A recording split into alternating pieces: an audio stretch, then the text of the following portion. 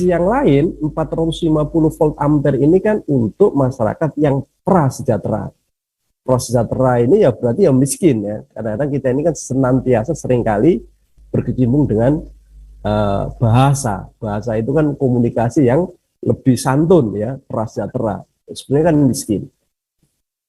Catatan saya yang perlu dipahami di sini adalah kalau misalkan listrik 450 volt ampere itu dihapus, maka ya konsumen-konsumen yang notabene ini sangat luar biasa banyaknya, kalau dalam hitungan itu ada kurang lebih 24 juta pelanggan, ya 24 juta sekian pelanggan, ya, ya ini mau dikemanakan kan itu, ya itu saja catatan yang jadi tanda tanya besar. Di sisi yang lain, konsumen yang 450 volt ampere ini dipaksa untuk naik ke 900 volt ampere. Maka ada dua hal yang perlu dikritisi, ya. Kalau kita bilang listrik, maka yang perlu diperhatikan ini adalah dengan kenaikan dari 450 volt ampere menjadi 900 volt ampere, otomatis ya konsumen dipaksa ya untuk membayar biaya beban dari 450 ke 900 volt ampere. Ya, ini kenaikannya signifikan luar biasa. Dihilangkan, bukan dilakukan substitusi penggantian gitu. Kalau dihilangkan, maka otomatis biaya beban yang awalnya itu di 450 maka menjadi 900 volt ampere. Nah, dengan data 24 juta pelanggan ini, itu suatu angka yang fantastis. Ini sebetulnya adalah revenue, pemasukan, yang mana pemasukan ini di backup dengan regulasi undang-undang. Ya, ini parahnya seperti itu. Ya. Jadi sehingga PLN ya itu dapat ya pemasukan ya yang awalnya itu di angka 450 itu menjadi 900. Itu biaya beban. Belum lagi biaya pemakaian kilowatt hours-nya. Jadi dia ya menurut saya regulator ini kadang-kadang jadi gini, kenapa seringkali masyarakat itu berpersepsi bahwa ngatur pengusaha ya power plant ya pembangkit itu lebih sulit daripada ngatur masyarakat itu ya. Padahal sebetulnya pengusaha itu kan cuma sedikit, itu sedikit. Yang punya power plant ya, yang swasta, kalau data di saya di sini, ya, yang punya listrik swasta, namanya IPP, Independent Power Produce, itu jumlahnya 27,9%. Nah, 27,9% ini kan miliknya swasta, 72,1% itu miliknya negara. Ini terus semakin meningkat terus ini.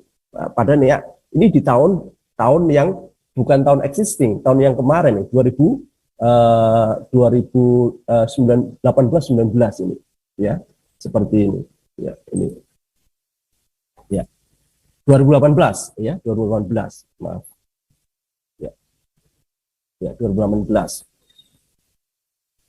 Jadi kalau secara teknis ya, maka ya di 2018 ya kekuatan PLN dibanding dengan kekuatan swasta, maka itu berbanding 27,9% itu dimiliki oleh swasta, 72,1% dimiliki oleh negara, itu di 2018. Ya perlu diingat, ini angka ini akan terus meningkat ya, yang listrik swasta secara proporsionalnya itu semakin ditingkatkan. Ya. Kalau secara teknis ya, ini juga sangat berbahaya juga kalau listrik swasta itu mendominasi. Kenapa saya katakan listrik swasta itu akan sangat berbahaya kalau mendominasi?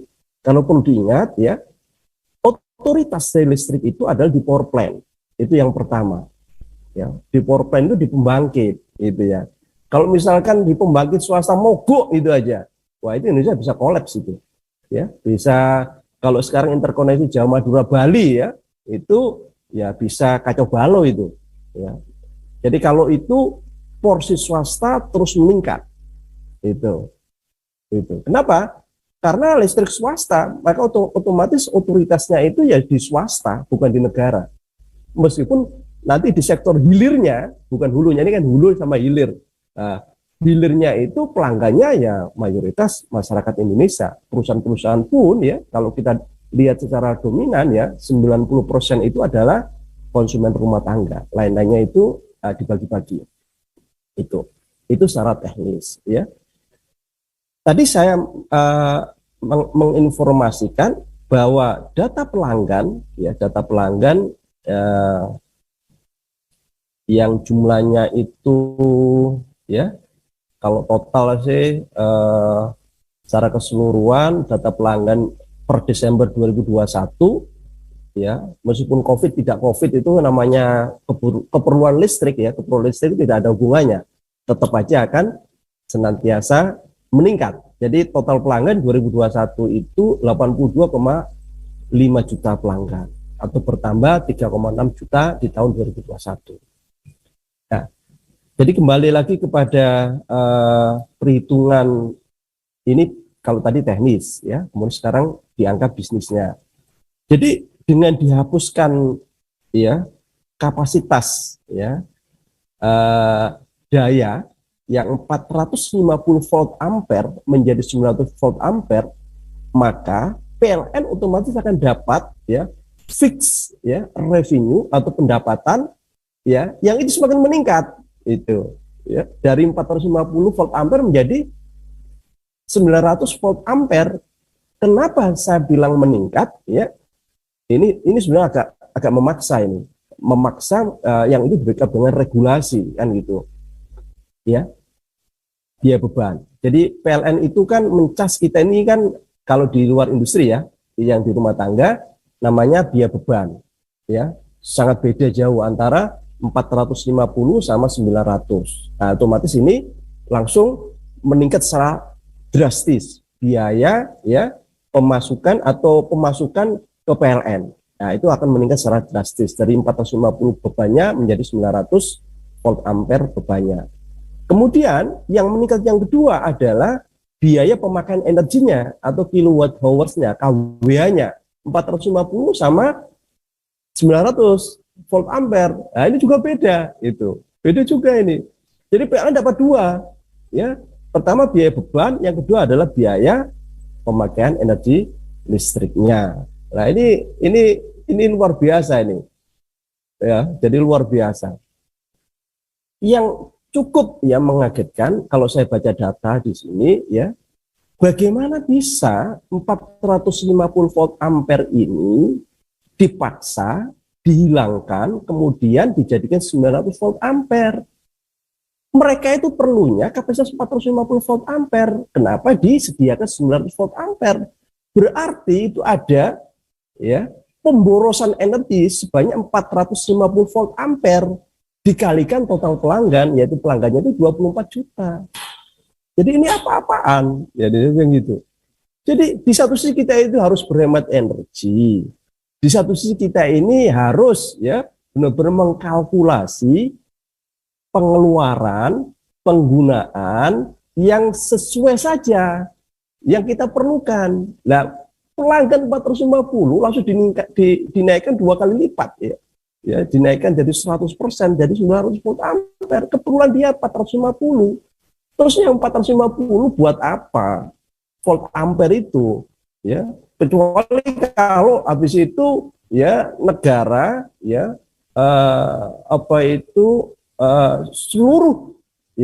seluruh prasejahtera ya dikasih fasilitas yang semuanya harus menggunakan listrik ya gitu, misalkan tiap bulan dikasih apa, entah yang nggak punya AC disuruh pasang AC gratis. Nah, kecuali seperti itu ya, kebutuhan mereka juga tidak ada peningkatan ya, berarti kan ada pemborosan energi ya. Kalau pemborosan energi, kalau itu sebagai suatu kebiasaan, nah, itu yang fatal nanti ke depannya. Jadi yang nggak habis pikir ini adalah hitung-hitungan DTKS. DTKS itu kalau data di saya ini, jadi ada satu alasan Ketua Banggar. Jadi DPR ini lebih pro kepada pengusaha daripada rakyat.